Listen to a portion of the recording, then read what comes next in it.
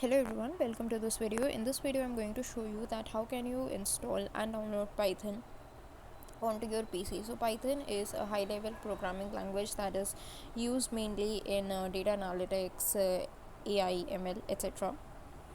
So let us see how do we download it, how do we install it in our PC.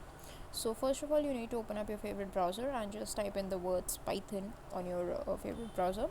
Then you will be taken it to its official website, that is python.org.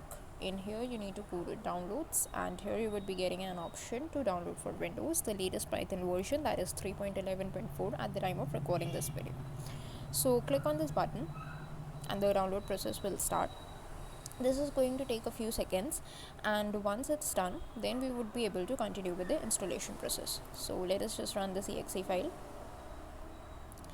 So here what you need to do is you need to check this option, add python.exe to path, and click on customize installation.